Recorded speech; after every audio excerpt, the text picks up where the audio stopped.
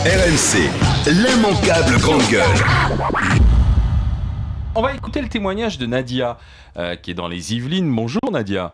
Oui, bonjour. Vous êtes maman, je sais pas, d'un ado, J'ai trois garçons, 18, 16 et 13 ans. Ah, donc vous avez pas mal réagi en suivant cette histoire alors Nadia. Ah oui, moi j'ai été choquée déjà quand j'ai vu le père complètement en panique qui appelait au secours. Apparemment ça lui est tombé sur la tête, il a rien vu venir. Et donc la première des choses, mon fils qui était à côté de moi, j'ai dit attends, tu vas pas me faire ce coup. Parce que je le vois désespéré, il est en terminale, il a juste envie de travailler pour payer son permis. Oui. Donc, il va au McDo, on lui passe 4 entretiens juste pour passer à la serpillière. Des questions pas possibles, pour finalement, il a eu 4 refus. Au McDonald's, au McDo. Hein. Pour les vendanges, on lui a dit non, on prend pas les Arabes. Donc il y a eu ça. Pour un autre truc aussi, pour vendeurs, etc., c'est que des refus. Il a juste envie de bosser 3 heures par semaine. Juste se faire un peu d'argent. Et moi, je voulais le responsabiliser par rapport au fait qu'il se paye lui-même son permis. Il a autour de lui des copains. On parle pas arabe. Hein. Moi, je suis algérienne. Je suis née là-bas. J'ai grandi là-bas. Je suis là que depuis 20 ans. Mes enfants sont nés ici.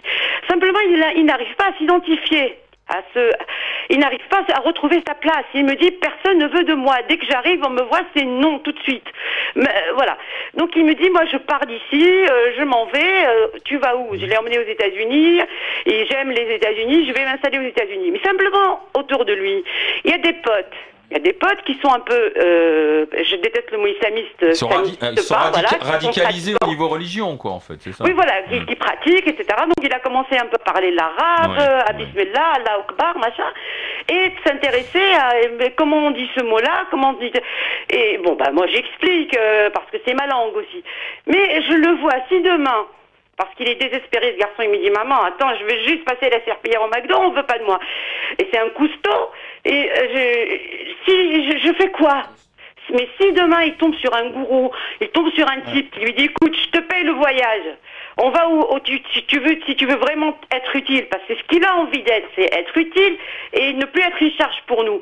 Donc, s'il lui dit je te paye le voyage, on va en Turquie et de là on va en Syrie pour sauver des enfants, parce que là c'est le djihad et tu vas aller directement au paradis après ta mort, ben, il n'hésitera pas. Oui. Mais il n'hésitera pas, parce que ici il me dit je suis français que sur les papiers. Oui. Je suis français, mais quand je vais leur dire voilà, je veux faire ça, j'ai envie d'aider, je veux participer dans l'économie de ce pays-là, payer mes impôts, être responsable, avoir mon appartement, vivre comme tout le monde, c'est toujours non. C'est toujours non.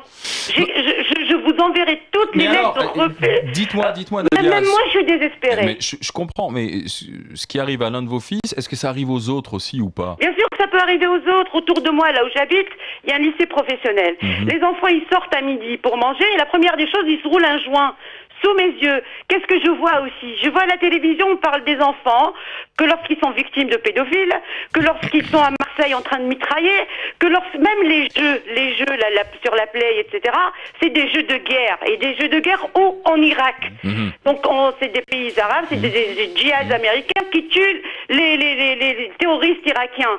Donc, il n'y a que ça. Que ça. Les enfants, même virtuellement, ils ont des armes, ils tuent, et ils n'ont que ça.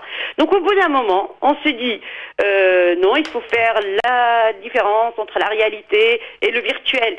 Mais qu'est-ce qu'on va faire, nous, les parents? On va les suivre, on va être derrière eux, les accompagner tous les jours à 8 heures, les récupérer Nadia, le soir. vous êtes en région parisienne? Oui, je suis dans les Yvelines, oui. Bon, vous allez laisser vos coordonnées au standard, on va lui trouver du boulot à votre fiston. On va le faire.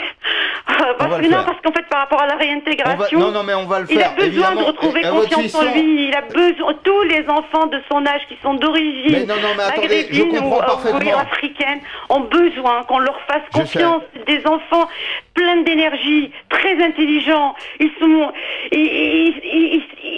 plein de projets en tête. Ils ont envie de faire plein de choses. Mais pourquoi est-ce qu'ils réussissent à l'étranger? Nadia, la société française, elle réagit. Elle n'est pas particulièrement hostile. La société française, elle réagit comme toutes les sociétés. C'est-à-dire qu'il y a les images de la télévision, il y a le caractère un peu spectaculaire de ce qui est montré parfois, et on a tous tendance à penser que les gens se ressemblent. Or, on sait bien que chacun est différent et qu'il y a des itinéraires personnels, que très souvent, il y a des innocents qui payent. Moi, je comprends en même temps ce que vous exprimez, parce que ça concerne votre fils, mais ça concerne aussi des centaines, des milliers de jeunes gens qui ne sont pas nécessairement issus de l'immigration. Hein, ils habitent au mauvais endroit, ils portent pas nécessairement, ils n'ont pas la meilleure adresse. Vous savez, moi j'habite dans un endroit très très calme. Les Arabes ou les Africains se comptent sur le bout des doigts, mais on ne voit que nous. Ouais, on ne voit que nous, on nous arrête que nous. Vous êtes où, Nadia? Je suis à la salle Saint-Cloud, donc c'est plutôt calme, c'est pépère. Il y a que des voilà. Donc simplement, quand on sort, il a toujours sa carte d'identité. Nadia, c'est vrai que on est dans une société quand même qui est bloquée déjà parce que c'est la crise et que le boulot, il y en a pas beaucoup pour n'importe quel jeune. Hein, c'est quand même très compliqué. Moi, j'aimerais pas avoir aujourd'hui une vingtaine d'années ou 18 ans et rentrer dans le marché du travail. Non, mais c'est vrai. Je suis content que je sois pas de cette génération-là parce que je pense que ça doit être très compliqué pour eux de trouver du boulot en ce moment. Et en plus, effectivement, pour certains, c'est encore plus compliqué, quoi. Mais il faut pas désespérer. Et puis, en plus, à cet âge-là, on peut quand même changer. Moi, je crois pas à la fatalité. C'est-à-dire, on n'est pas à 15 ans ce qu'on sera à 40 ans. Il suffit qu'ils prennent pas les mauvaises directions. C'est tout. Tu l'as dit toi-même, la jeunesse française aujourd'hui, elle a plus de rêve, quoi. Hein. Non, mais elle a plus de rêve. Et moi, je peux comprendre aussi qu'il faut pas beaucoup d'endoctrinement pour proposer des rêves à ces gosses-là. Oui, mais ça marche dans les deux sens. On connaît aussi des exemples de gamins qui ont trouvé un boulot et qui se sont mis dans le droit chemin. C'est très facile. Vous allez au lycée, pourtant c'est un lycée à Versailles, où il y a même des convertis qui sont encore plus virulents que les anciens, les musulmans de culture. Hein. Et ceux-là, ils sont encore plus virulents. Parce que quand il est parti, il a demandé postuler pour faire les vendanges. Bon, c'était dans le sud. Le monsieur lui a dit non, je prends pas les Arabes. Et l'autre lui a dit, c'est un converti qui a changé de prénom, etc. Il a dit, il a bien fait de ne pas te prendre. C'est interdit de toucher à la vigne et tout ce qui touche au vin. J'ai dit, mais attends, de quoi il se mêle? Il me dit, non, regarde ce qu'il m'a dit, c'est péché, c'est haram. C'est haram. Donc du coup, j'ai commencé à me dire, si vraiment il trouve pas un truc, parce qu'il est vraiment, il est fou, il a beaucoup d'énergie, j'ai vraiment peur qu'un jour, moi aussi je fasse la une des journaux, que je fasse un appel général pour qu'on aille chercher mon fils. J'irai chercher moi-même d'ailleurs.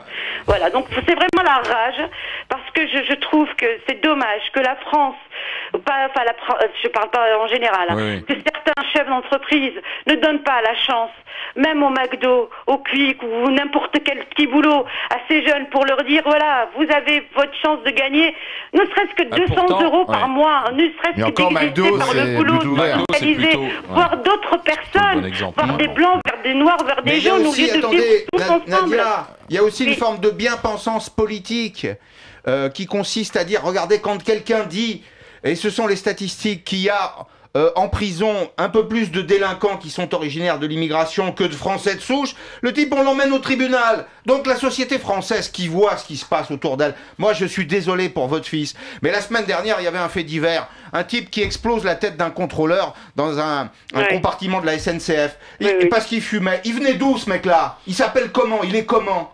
Non mais il est représentatif de l'immigration. Mais continuons avec la bien-pensance.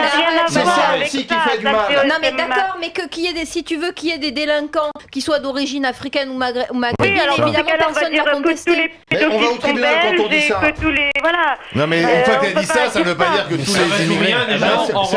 Ça veut dire que si on séparait le bon grain de l'ivraie, si on était capable de dire clairement les choses, ça permettrait de prendre le temps de recevoir des gens, de voir leur parcours, de voir leur famille. Moi j'ai un bac plus 6, son père il a un bac plus 7, on travaille dans une grande société, voilà, les enfants aussi ils voyagent, ils vont aux États-Unis, ils vont à Rome, c'est des gens qui voyagent beaucoup, mes enfants, presque 2 fois par an, ils ont vu du monde, ils ont vu d'autres sociétés comment vivre, on est parti aux États-Unis, les gens portent le foulard, les autres portent la sikh, les sikhs portent leur turban, tout le monde parle, les gens se retrouvent avec des étiquettes avec leur prénom et leur pays d'origine, et on parle dans leur langue, si on connaît la langue, etc.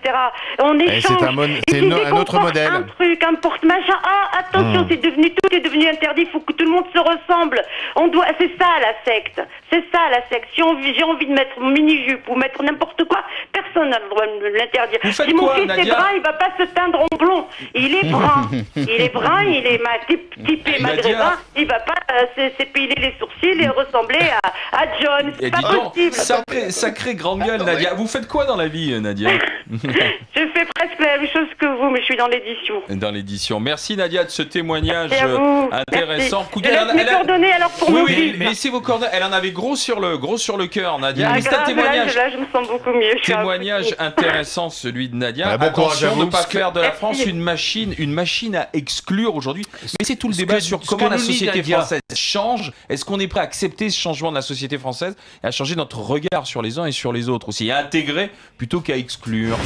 RMC, l'immanquable grande gueule.